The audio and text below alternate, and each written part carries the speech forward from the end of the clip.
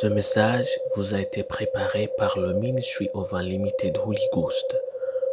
Et vous êtes avec Mauro Dieu d'amour, volume 2, la venue du royaume de Dieu. Que la paix et la grâce vous soient données de la part de notre Seigneur Jésus-Christ. Numéro 152, l'Évangile de Jésus-Christ. Prions. Père éternel, nous te remercions ce matin parce que tu nous as gardés et tu nous donnes une autre opportunité d'écouter ta parole. Père, nous te remercions. Au nom de Jésus-Christ, Père, nous prions pour que, en tant que nous écoutons ta parole, tu ouvres nos oreilles, tu ouvres nos yeux, tu ouvres nos cœurs pour que nous comprenions ta parole. Au nom de Jésus-Christ, nous prions que ton Saint-Esprit vienne à nous. Nous prions pour que ton Saint-Esprit nous enseigne, nous apprend ta parole, pour qu'il nous révèle les mystères de ta parole. Père, nous prions que, en tant que nous écoutons ta parole, ton Esprit Saint nous guérisse de toute forme de maladie, afin que nous servons ta parole en toute santé, en toute sécurité. Père, nous te remercions et nous prions au nom de Jésus-Christ. Amen. Le titre d'aujourd'hui est appelé Juste à l'excès. On va lire en Luc chapitre 6, versets 1 à 4. La Bible nous dit: Il arriva un jour de sabbat appelé second premier, que Jésus traversait des champs de blé. Ses disciples arrachaient des épis et les mangeaient, après les avoir froissés dans leurs mains. Quelques pharisiens leur dirent: Pourquoi faites-vous ce qu'il n'est pas permis de faire pendant le sabbat? Jésus leur répondit: N'avez-vous pas lu ce que fit David lorsqu'il eut faim, lui et ceux qui étaient avec lui, comment il entra dans la maison de Dieu, prit des pains de proposition en mangeant et en donnant à ceux qui étaient avec lui, bien qu'il ne soit permis qu'aux sacrificateurs de les manger. Ça, c'est à Luc chapitre 6, verset 1 à 4. En Ecclésiaste chapitre 7, verset 16, la Bible nous dit: Ne sois pas juste à l'excès et ne te montre pas trop sage. Pourquoi te détruirais-tu? Ça, c'est en Ecclésiaste chapitre 7, verset 16. Juste à l'excès. Il est facile de lire la Bible et de voir beaucoup de choses à faire et à ne pas faire. Vous lisez les différents règlements que Dieu a commandés et il est parfois si difficile de suivre le Seigneur même pour garder sa parole. C'est la raison même pour laquelle Jésus a voulu nous faciliter la tâche à nous, ses disciples. Il ne voulait pas que nous battions avec beaucoup de règlements. Alors, il nous a donné un nouveau commandement. Pas vraiment de nouveaux commandements. Juste une seule nouveau commandement. En Jean chapitre 13, versets 34 à 35, la Bible nous dit: Je vous donne un commandement nouveau. Aimez-vous les uns les autres comme je vous ai aimé. Vous aussi aimez-vous les uns les autres. À ceci, tous connaîtront que vous êtes mes disciples, si vous avez de l'amour les uns pour les autres. Ça, c'est en Jean chapitre 13, versets 34 à 35. Mais pourquoi Jésus a-t-il nommé cela un nouveau commandement et ne l'a-t-il pas appelé un autre commandement? Chaque fois que Dieu apporte quelque chose de nouveau, il retire l'ancienne chose. Tout comme après l'élection d'un nouveau président, le pays suit le nouveau et non l'ancien. Laissez-moi vous le prouver avec 2 versets. En Apocalypse chapitre 21, verset 1, la Bible nous dit: Puis je vis un nouveau ciel et une nouvelle terre, car le premier ciel et la première terre avaient disparu, et la mer n'était plus. Ça, c'est en Apocalypse, chapitre 21, verset 1. Car c'est avec l'expression d'un blâme que le Seigneur dit à Israël, voici les jours viennent, dit le Seigneur, où je ferai avec la maison d'Israël et la maison de Juda une alliance nouvelle. En disant, ça c'est un verset 13, en disant, une alliance nouvelle, il a déclaré la première ancienne.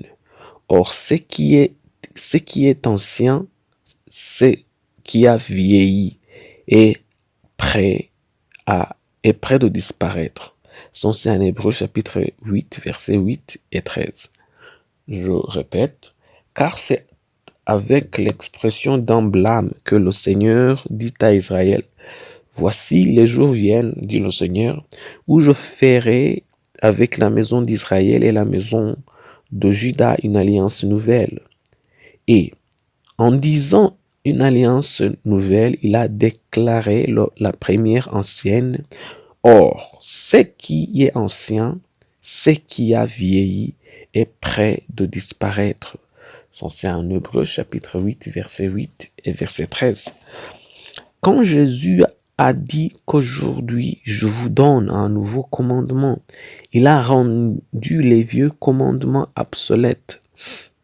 C'est pourquoi il a dit plus tard que dans l'amour toute justice est accomplie. En Galates chapitre 15, chapitre 5, verset 14, la Bible nous dit « Car toute la loi est accomplie dans une seule parole. Dans celle-ci, tu aimeras ton prochain comme toi-même. » Galates chapitre 5, verset 14. C'est là qu'être trop juste devient péché. C'est par la manque d'amour, avec la connaissance de la loi, vous finissez par respecter la loi au prix de la destruction des bonnes conditions de vie de votre voisinage. Et c'est ce que Jésus et David ont compris. Mais les pharisiens avaient manqué.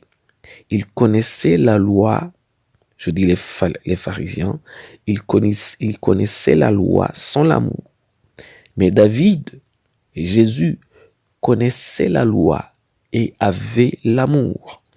C'est ainsi que certaines personnes deviennent trop justes quand elles connaissent les Écritures, mais qu'il leur manque l'amour de Dieu. Ils auront la forme de la piété et nieront la puissance et l'amour de celle-ci. Dans l'amour, toute la loi est accomplie, et l'amour est ce que Dieu vous commande de faire chaque jour. Prions. Père éternel, qui es aux cieux, nous te remercions ce matin parce que tu viens de nous enseigner ta parole. Père, nous venons de comprendre que ce n'est pas assez de comprendre ou de connaître les Écritures. Il est important aussi d'avoir l'amour pour qu'on puisse appliquer les Écritures avec l'amour. Père, nous prions en ce moment-là que tu nous donnes une bonne compréhension des Écritures, mais aussi que tu nous donnes l'amour afin que nous ne soyons pas juste à l'excès, parce que être juste à l'excès est un problème, est un péché. Père, nous prions. Nous prions pour que tu nous donnes la force, la force, Seigneur, pour que dans tout ce que nous faisons, nous le faisons en ton nom et avec l'amour. Au nom de Jésus-Christ, nous prions que l'amour règne en nos cœurs, que l'amour règne en nos vies, que l'amour règne en tout ce que nous faisons. C'est au nom de Jésus-Christ que nous prions que tu nous guérisses de toute forme de maladie, de toute forme d'infirmité qui vient de diable. C'est au nom de Jésus-Christ que nous prions. Amen. La promesse d'aujourd'hui, on va la trouver en Romains chapitre 13, versets 9 à 10. En effet, les commandements, tu ne commettras point d'adultère, tu ne tueras point, tu ne déroberas point, tu ne convoiteras point, et ce qu'il peut encore y avoir, se résume dans cette parole. Tu aimeras ton prochain comme toi-même. L'amour ne fait point de mal au prochain. L'amour est donc l'accomplissement de la loi. Ça, c'est à Romains chapitre 13, verset 10. Je répète. En effet, les commandements, tu ne commettras point d'adultère, tu ne tueras point, tu ne déroberas point, tu ne convoiteras point, et ce qu'il peut encore y avoir. Et ce qu'il peut encore y avoir se résume dans cette parole. Tu aimeras ton prochain comme toi-même. L'amour ne fait point de mal au prochain. L'amour est donc l'accomplissement de la loi. Ça, c'est un Romains chapitre 13, versets 9 à 10. Que Dieu vous bénisse d'être avec nous. Que Dieu vous bénisse d'écouter sa parole. Que Dieu vous bénisse dans tout ce que vous faites. Je prie pour vous, pour que le Seigneur vous donne la force d'appliquer sa parole. Je prie pour vous, pour que le Seigneur vous donne la force de faire son bon plaisir. Je prie pour vous, pour que en tout ce que vous faites, vous le faisiez avec la seule but d'honorer l'Éternel, de faire son bon plaisir. Au nom de Jésus-Christ que je prie pour vous, pour que la main de Dieu soit avec vous dans votre famille, dans votre boulot, dans votre business. Je prie pour vous que vos comportements, que tout ce que vous faites, vous le faites au nom de Jésus-Christ et pour honorer l'Éternel. C'est au nom de Jésus-Christ que je prie pour vous. Amen. Que Dieu vous bénisse. Soyez un partenaire de Dieu. Suivez et recommandez notre page Facebook et notre chaîne YouTube. Partagez la dévotion avec vos proches. Lisez et écoutez tous les jours et vous verrez vraiment Dieu dans votre vie. Que Dieu vous bénisse. Vous pouvez retrouver les links dans la description du vidéo en dessous. Cet message vous a été préparé par le Ministry of Unlimited Holy Ghost et vous a été présenté par Mahoro Dieu d'amour. Que la paix et la grâce vous soient données de la part de notre Seigneur Jésus-Christ. Amen.